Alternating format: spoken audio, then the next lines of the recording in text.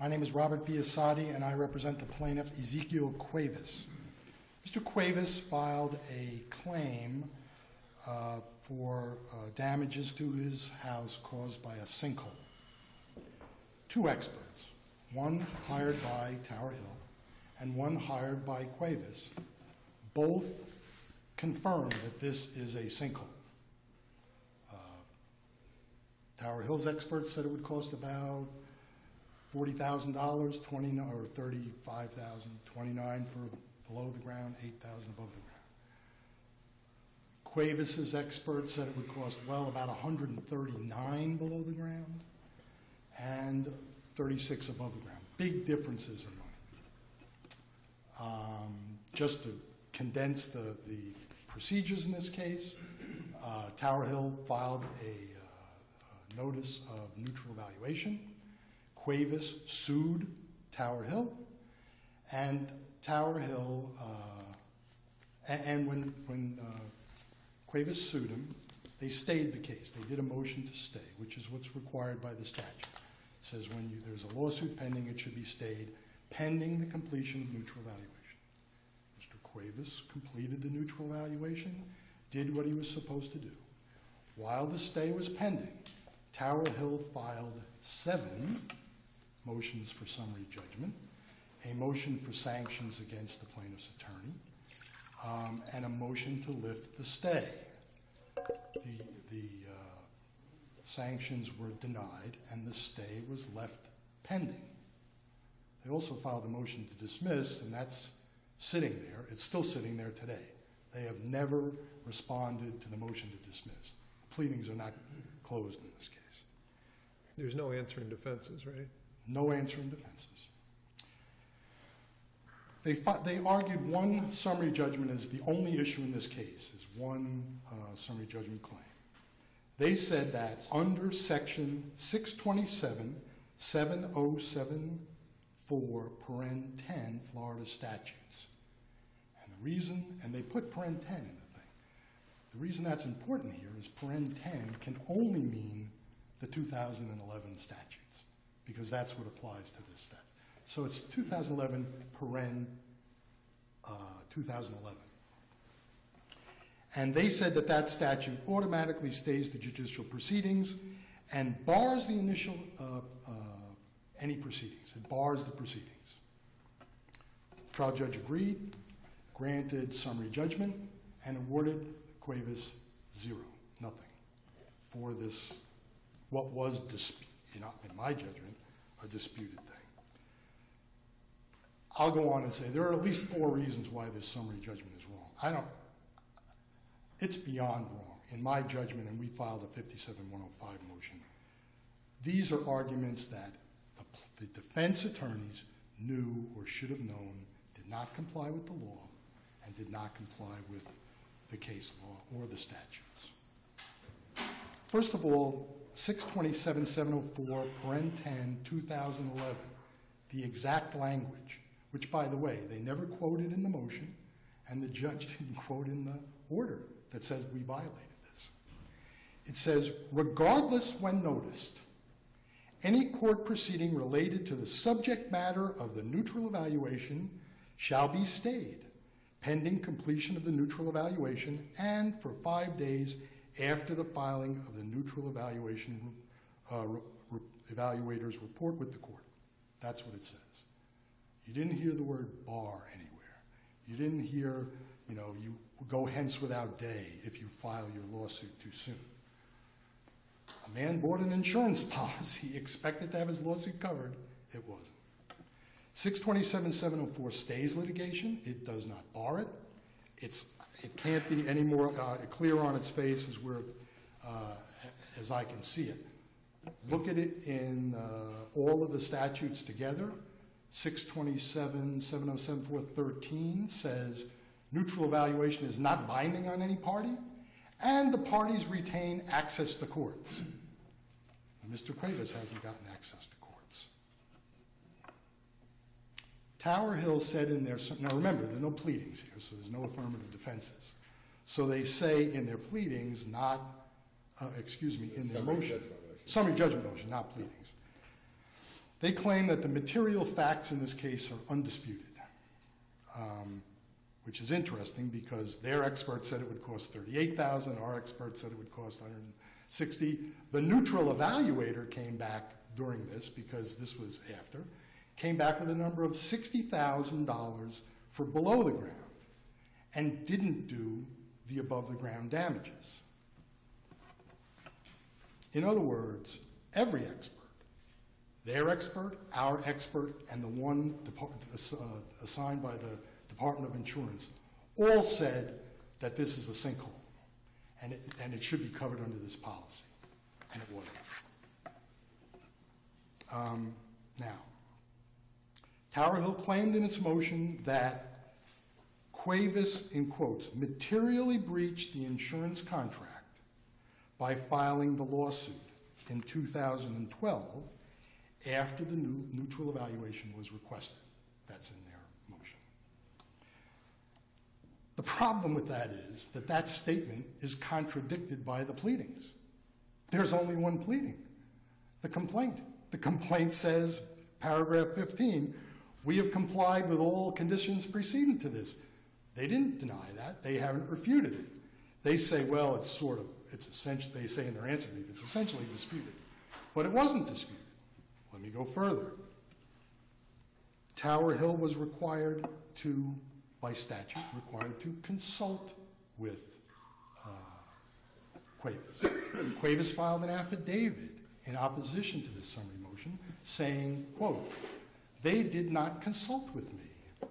So that's a violation of 627, 707, paren 5. Now, in their brief on this particular topic, 627, 705A, and this gets a little confusing now because, let me back up a second. Cuevas filed this claim in 2000, and for the statutes that applied to him were the 2010 statutes. That was what was in place at the time that he got his contract, not the 2011 statutes. The 2011 statutes dramatically changed sinkholes. So just as a matter of course, that was never resolved in this case, other than the fact that the trial judge entered a summary judgment against Cuevas for a statute that didn't even apply to him. It seems like I'm the only one that's disturbed by that. Well, that's yet to be seen. We'll see.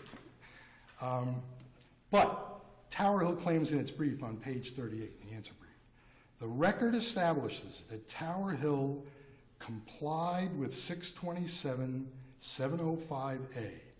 Regardless, Cuevas never pleaded any violation of the statute as a breach of contract. Both of those statements are patently wrong. In paragraph 13, the complaint is only 3 pages long. Paragraph 13 says, Florida statute 627, 705A provides they're obligated to, I won't read the whole thing, but they have to consult. They didn't consult. But what's more important to this is that the statute at issue, 627, 7075A, says, if a sinkhole loss is verified, the insurer shall pay to stabilize the land and building and repair the foundation in accordance with the recommendations of the professional engineer as provided under 627, 7073, and in consultation with the party. Now, the statute refers by this is 7075A, refers by reference to 7073. Now, what does 7073 say?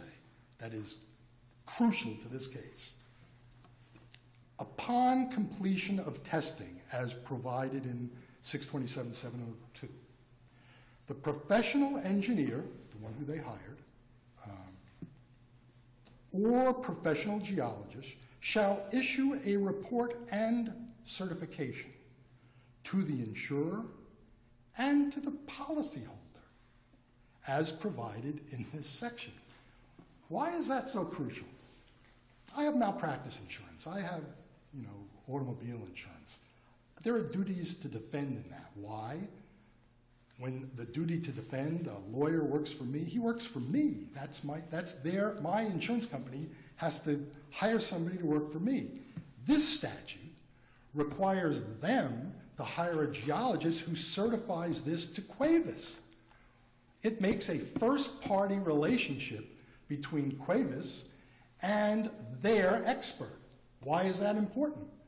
Their expert says it's $29,000. If it doesn't work, my relationship was with them. When the $29,000 doesn't work, we go to the insurance company. It's not my fault. We followed the statute. This, I think, is a key to this case, and it's frankly a key to every sinkhole case, because I've started sinkhole cases. This is my first sinkhole case. I've now got 20 of them, and I'm becoming a little bit of an expert on this. I have never seen a report that is certified by the insurer's expert to the policyholder, that the policyholder can call the guy up and say, why is this, what's $29,000? Why? Why did you do this? Why didn't you do that? Talk to my lawyer, talk to my expert. You're supposed to be certifying this to me. So, and why is that important? On December 14th, 5 or 6 months before we filed this lawsuit, they breached the policy. They breached the policy, they breached the statute, and so because what you're going to ask, well, Biasotti, why did you sue them while the neutral evaluation was pending? The answer is, because they've breached the policy already. We have a guy that says it's going to be this. They have a guy that says, we, Cuevas, and plaintiff's attorney and his people, had to hire a person to go do their own research and say, no. He didn't certify to you. That's wrong. It should be 3 times that.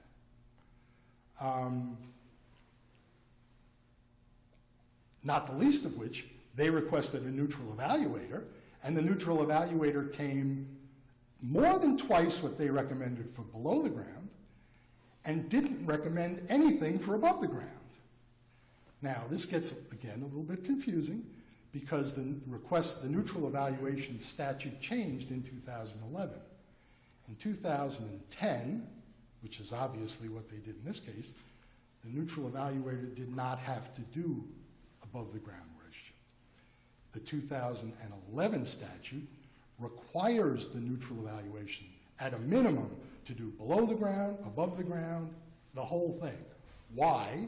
Because this is supposed to be a simple way to solve a case. You get a neutral evaluator, they are impartial, they neutral evaluate the entire claim, not just a piece of the claim, and then the law says, well, you have to beat that. If you reject it and go to trial, which you can do, if the plaintiffs don't beat that, they're not going to get attorney's fees from the insurance company. Now that, in this case, I think, doesn't apply, because when they hired a neutral evaluator in this company, in this case, they didn't identify the issues that were outstanding, all of the issues. And when the neutral evaluator came back with a number, it wasn't a number that Cuevas could take. And to add insult to injury, which I guess this is in this record, they actually filed a proposal for settlement for $20,000, that our guy should have taken $20,000.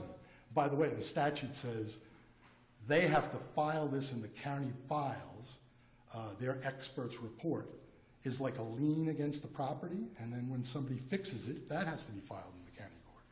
So if Cuevas had taken the $20,000 they offered him, they would have filed a report, their own report, saying, well, we gave him 20, but it's going to cost 80 or 60. And this is a man, by the way, it's in the brief, and I attached some things to it. He owns a 2-bedroom, 1-bath house. He's lived in for 20 years. He's got, the house is essentially worthless now, because the sinkhole is more than the house.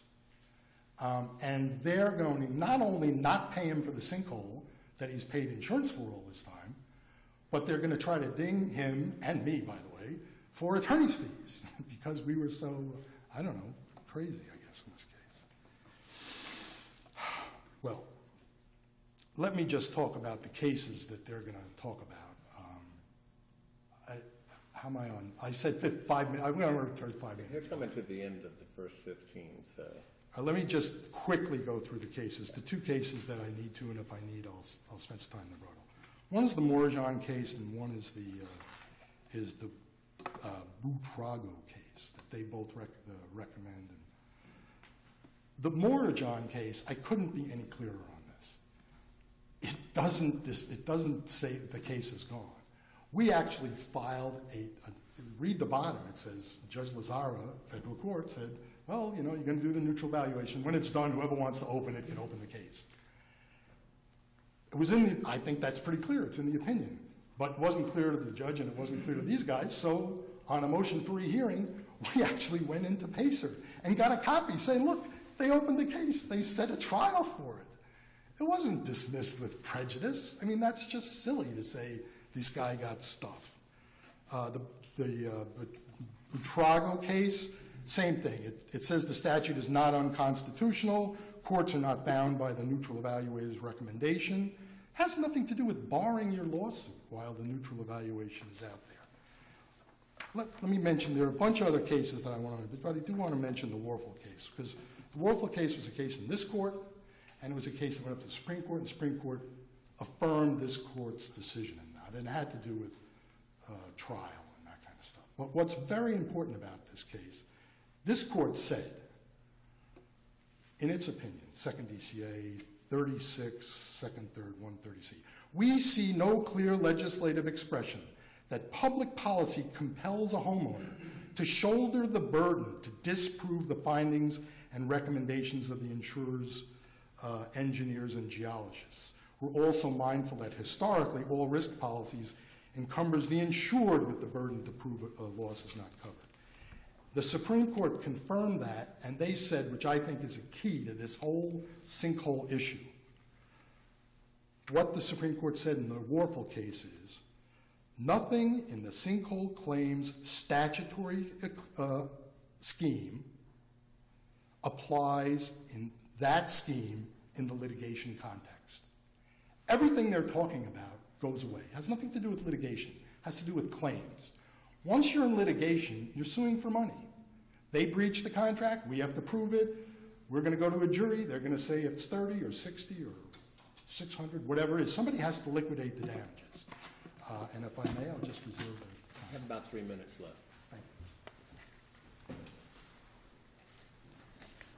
you.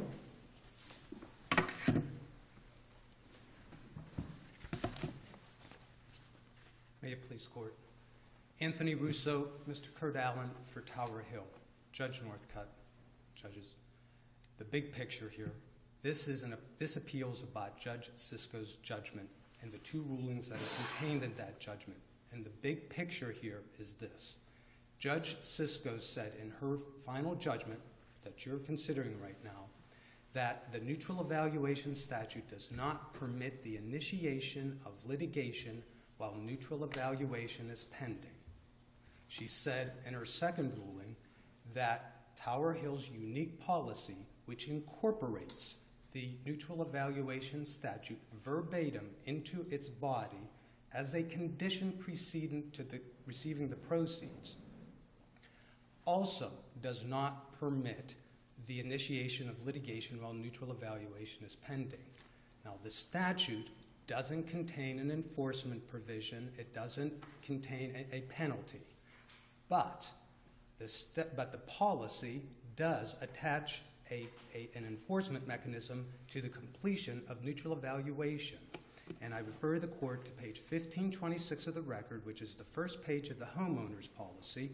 In letters across the front of the first page, it reads, "We, Tower Hill, will provide insurance described in this policy in return for the premium and compliance with all the provisions of this policy." They didn't comply. Under the facts of this... So they allege that they complied and there was no answer denying it. 2 points, Judge Black. Number 1, Rule 1510 does not require an answer. Number 2, Supreme Court case cited in my opponent's brief says from the Supreme Court we don't need to file an answer to bring a summary judgment. That's not a problem here. If it Did were... you disprove in your motion for summary judgment that your client breached first by failing to consult? Failure to consult. Our obligations, 2 points to that, I Your mean, Honor. you can't ignore the statute regardless of what is in your policy. Agreed, Your Honor. 9 letters over the course of a year to Mr. Cuevas, not one response. Our obligations to consult, as they are defined, first is my first point, 9 letters without a response. In that 1 year period, where we acknowledged coverage, sent him a check for the actual cash value of the above ground structure, gave him 3 bids for the repair of the below ground structure, and an assurance that we would pay for any additional damage caused to the structure, we heard nothing. He found the time in that 1 year to talk to a public adjuster, Triad Consulting, and to find an attorney, my opponent, who found it in their time to sue us. Remember, when they filed suit, Judge Crenshaw, when they filed suit against us, we had paid every dime that was owed. We had paid for the actual cash value. For this, you get a summary judgment that you don't have to pay at all? It's a harsh result. Is there any Oh, case? yes, it is. It is a harsh result. I couldn't find any case authority for anything other than abating and staying a suit until the evaluation's finished, and then if it's unsuccessful, then you just go back to the I guess your argument is that it makes a difference whether you file before the evaluation versus during? Absolutely, makes a huge difference. Is there any cases that talk about that? Let me answer all of these questions. I can answer. Okay. Judge Northcutt, harsh result. After they filed the suit, we returned and filed 7 motions for summary judgment, as if that were something wrong. Well, the case was stayed. They filed a motion to stay when they filed the lawsuit. That's right. And it was stayed. That's right. And we didn't. Filed 7 motions for summary judgment. We filed 7 motions for. Did not violate the stay? No, because it did not move the judicial machinery forward. They were not heard. They were not adjudicated. And we asked at the same time for the judge to lift the stay, and she said no. They weren't heard. But those motions, and this is important, Judge Northcutt, because they laid out the problems they had triggered by filing their suit prematurely. When they filed suit, we didn't owe any more money. And they knew, at that time, Cruz, C-R-U-Z, this from this court, had stated that the homeowner, the homeowner's carrier in that case. So you get a summary judgment saying they you knew, never owe them any money. Yeah, they knew they had problems. They could have taken a This was not imposed as a sanction, was it? No. So why do you get them tossed out of court forever? They have What about this case entitles you to that? What entitles them is they breached a condition and prejudiced my client the moment they filed that lawsuit. We lost a right, a substantive legal right that's established in the contract. We lost our established... Which was to do the neutral evaluation. Neutral evaluation before litigation. And we had a right to pay that neutral evaluation without facing a confession of judgment under the Goff and Hill and Clifton cases. We lost that when they filed the suit. This is a different kind of prejudice than you find in the other cases. Judge Black, and perhaps this answers your question. The prejudice that's addressed in these other cases are actions by the policyholder that impede the investigation of the carrier. That wasn't done here. We acknowledged coverage. We acknowledged coverage, and we had paid everything when they filed suit. We didn't owe them any more money when they filed suit. We were going to pay more, but they raced to the courthouse to get a claim for fees. And we supplemented our brief. This court allowed us to supplement our brief with the comments of my opposing counsel when pressed by Judge Huey at a post-trial hearing or post-appeal hearing. Judge Huey said, "Why did you file this suit while neutral evaluation was pending?" Asked him for 2 pages. Finally, my opponent said, "I'll tell you why, Judge. We did it for fees. Back in 2010, we could file this motion and get attorney fees." When they filed this lawsuit, we lost the protection of subsection 14 of either version of the statute, which limits the policyholder to $2,500 in attorney fees if we pay the neutral evaluation, which we would have done. And we would have been capped at $2,500, and when they filed the suit, we lost that protection. That's the prejudice that we suffered. It's not the prejudice that you're finding, Judge Black, in these other cases. This is something different. We suffered a different type of prejudice. We lost the $2,500 cap. We became liable for confession of judgment. Look at the McKee case that Mr. Biasotti is litigating against us. It's a related case to this one, so I can mention it. It's the same thing. We paid the neutral evaluation, and then the judge says, well, that's a confession of judgment. Well, we're put on the horns of a dilemma, and this is what Judge Sisko found. She saw that once the suit was filed, we were in a catch-22, which I define as a paradoxical situation where whatever course of action we take, we end up harmed because of contradictory rules that are triggered by the premature filing of their lawsuit. If we pay the neutral evaluation, confession of judgment, we lose the $2,500 cap on fees and we're liable for everything. If we don't pay the neutral evaluation, then we're in breach of contract. Because remember, we've already said, you've got coverage. You've got coverage. We acknowledged right away to Mr. Cuevas, you've got coverage, here it is. And his claim was going fine. Judge, you worried about the harshness of this result. His attorneys knew that this statute existed, and the Cruz case was out, Your Honor, and it said, the Cruz case says, when you have a combination, there the homeowner's policy had incorporated the neutral evaluation statute and had a suits against us clause in it, and that is no action can be brought against us, the insurance company, until you comply with all conditions preceding. Same setup. Cruz is very important here. This court wrote, quote, the statute and the policy contemplate no litigation during the neutral evaluation process. Yes, but in Cruz also, in paragraph 2, that Judge LaRose, I believe, wrote, the homeowners have a pending lawsuit and may continue with it upon completion of the evaluation. Yes, and that's why Cruz is not completely controlling, nor is Buitrago, Your Honor, because in both of those cases, there was a lawsuit and Judge Lazara's case. In all those three lawsuits, there was a lawsuit first, then the insurer asked for neutral evaluation and wanted a stay, and one party or the other challenged the stay on constitutional grounds. This court and Judge Lazara and the Middle District all said, no, this statute creates substantive rights, it's constitutional. So this particular situation is not completely controlled by any case, and so the lack of a case of authority the lack that you're finding is not controlling. I'm asking you to write that case. I'm asking you to write a case that says this statute does not permit the initiation of litigation whenever neutral evaluation is requested. But the statute does not Yes, say it that. does, Judge. And this came up in the Curtis case last month, which is a related one. Right. I was going to say, where's Mr. Lugo? No. And here's why. And there are three reasons you have to consider together. Look to subsection 4 of the neutral evaluation statute. It says, and this is either version, it doesn't matter. Yeah. It says it's a tolling provision. Filing a request for neutral evaluation tolls the applicable time requirements for filing suit. Indeed, I understand that.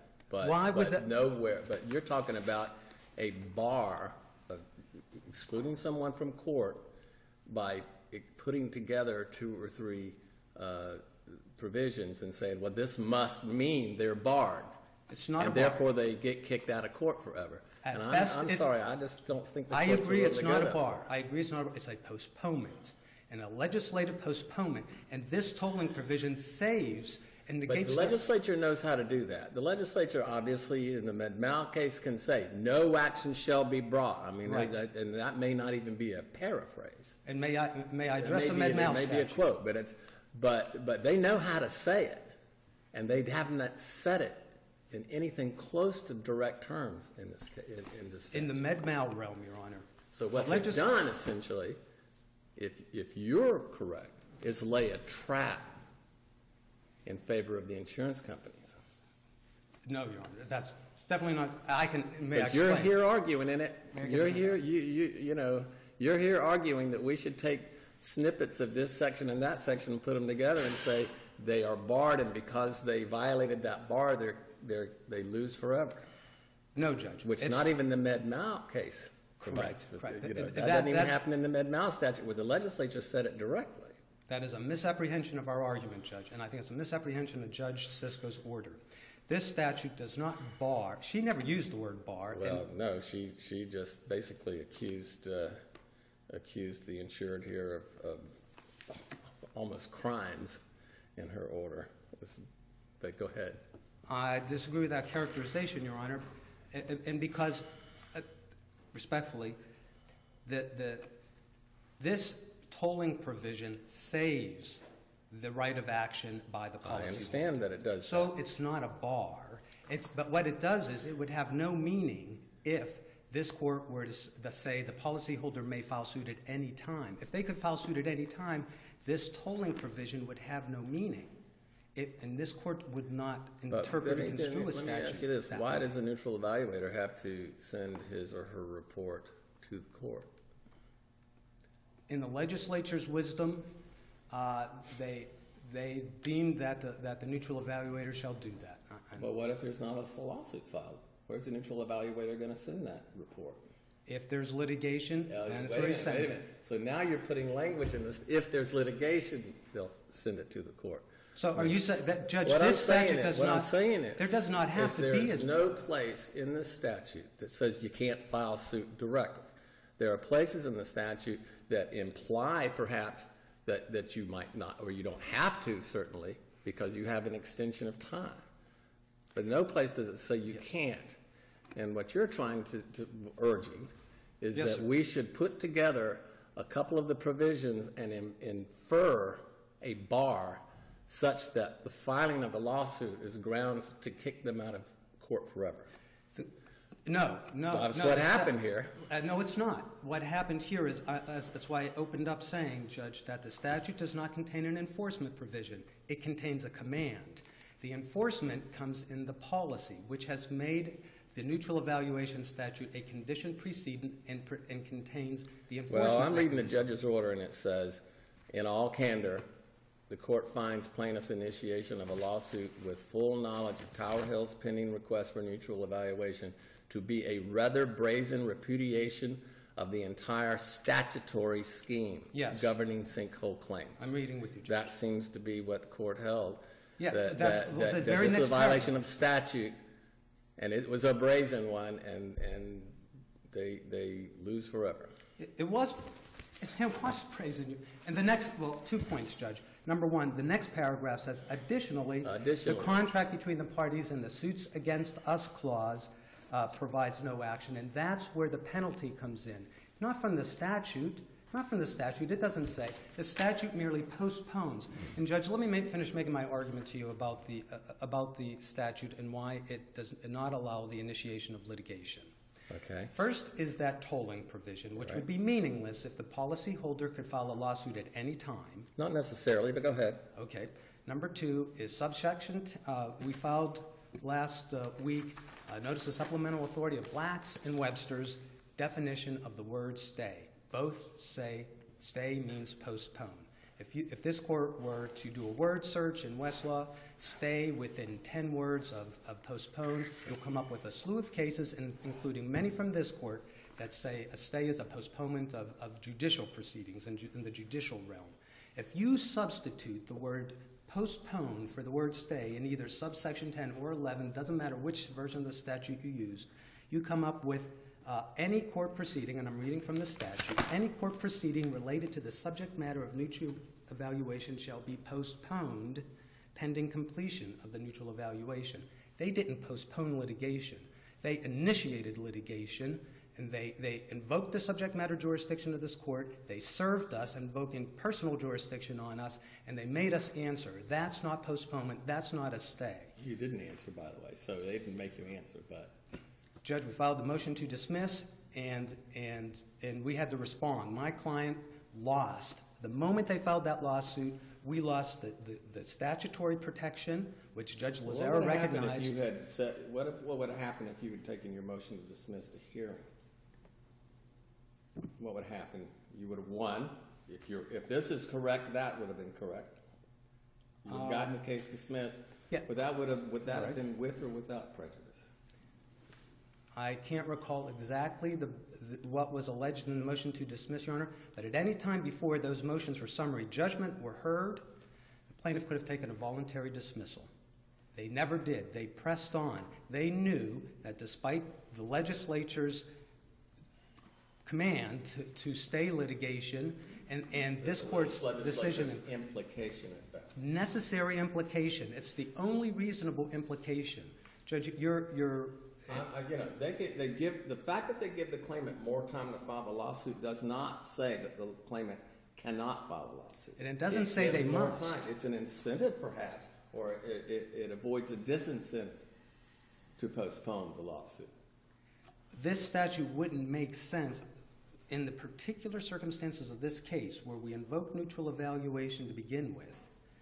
This is the only time this tolling provision would apply. This court would have to construe this provision as having no meaning in these circumstances if the policyholder is allowed to file suit at any time. Well, that's not necessarily so, because they filed the lawsuit and said, okay, it has to be stayed pending the neutral evaluation. But then it's allowed. Then we have lost. Which was the case. Which was what happened. Which is what happened. And what also happened is we lost our contractual and statutory that argument, right. and that argument is not without weight, but I don't find anywhere in here a bar against filing a suit.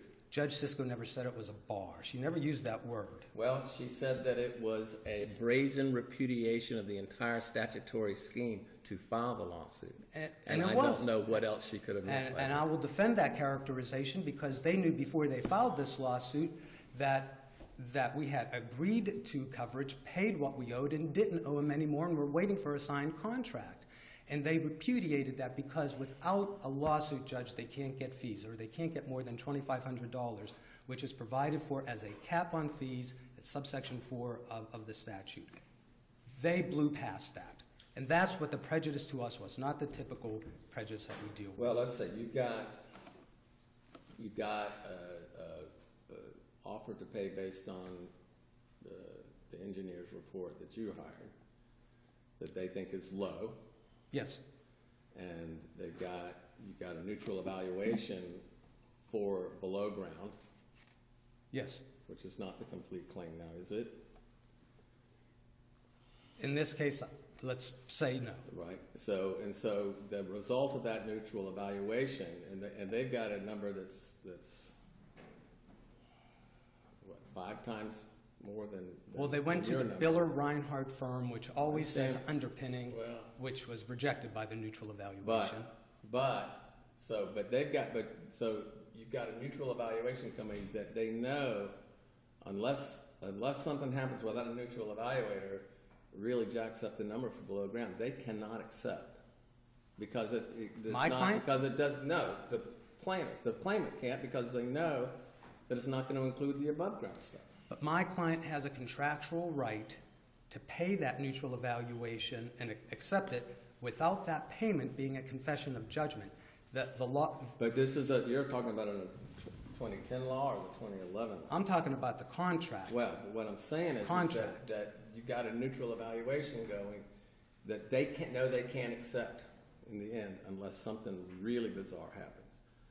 That being the neutral evaluator awards some sort of bizarre windfall, in which case you're not bound. And under the circumstances of this case and this particular policy, which is different than others, we would pay that neutral evaluation. Would you? I mean, yes, you're not we would. bound by law to. We're bound by the statute, by the policy.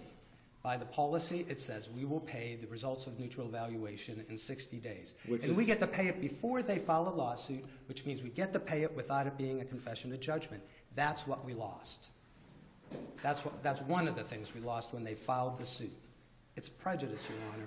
My client is trying to pay these claims according to the statute. They're trying to pay according to the contract. They are getting subverted at every turn by smart people. So far as I've seen, it's going the other way, frankly. Well, in this case, Your Honor, which we're here on today, we acknowledged coverage. We paid everything we owed. We gave them 3 bids. That's the only one I'm arguing today. Okay. Am I out of time, Your Honor? Yeah, I have to use that. Judge, I ask you to affirm Judge Sisko and not incentivize the filing of lawsuits when insurance companies ask for neutral evaluation and derogation of the legislative intent. Thank you. Thank you, Mr. I want to say you have about 3 minutes, Mr. Biasotti. I think I can do it in 3 minutes. Okay. First, I'd like to refer the court to page 3 of the answer brief. Tower Hill acknowledges coverage. On December 14th, 2011, Tower Hill commenced consultation with the policy with their letter. That's the one where they sent them the check for $6,000. That's when they commenced their consultation. After they had gotten the report, gotten things, spent 2 months looking at this. That's how they did their consultation. That is, I mean, it's just refuted by the record. Second, and I'm embarrassed to make this argument in front of this court, we made an actual standard of review statement in our case, which they didn't do. This is a summary judgment where they didn't even answer.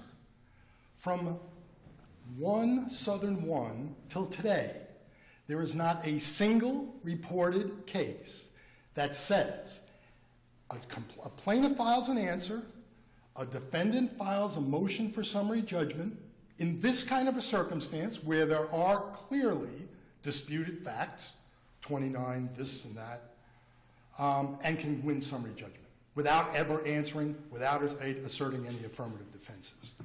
And the last thing I want to say, which I think is important, well, 2 things. One, on the Med-Mal thing, you're right. That is in there, and there is a continuum. All you have to do is satisfy the Presuit notice by the deadline, even though it says, even though they specifically say you can't sue. That's not even true in Med-Mal. And the last thing I want to say is that, in my judgment, Tower Hill has made a complete mockery of the legal system in this case. He just read one statement that I made at a post-suit hearing where they were trying to get me for 750, 705Ps and things, that I said, yeah, we did this for fees.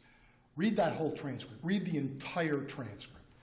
Read the transcript that Mr. Allen, who's sitting over there, for the deposition that we did of Mr. Ferguson, that we did, see those docs? 112 objections. They filed one affidavit, Mr. Ferguson's affidavit. I testify that paragraph 2, 3, 4, 5, 6, 7, 8 are true. So we got to take his deposition 1 week before the summary judgment hearing.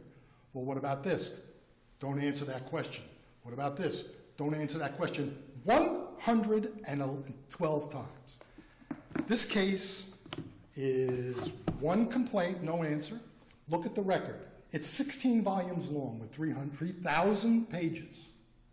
For, at the maximum, at the 2 outer things, what, a $35,000 case to $150,000 case. I've spent a year on this. Trial counsel has spent another year on this. Tower Hill has spent way more than they're going to ever pay on this claim, except they're going to pay attorney's fees if we prevail. And I would ask this court, I made a thing, I probably went a little over my step, because they refer to the case of Coral Hill, which, by the way, was a Butler Pappas case, where defense filed a motion for summary judgment, and the court says you don't have to do that. And in fact, they actually lost that, because it was sent back to find out if the contract, there was some issues with the contract. I encourage you to read it.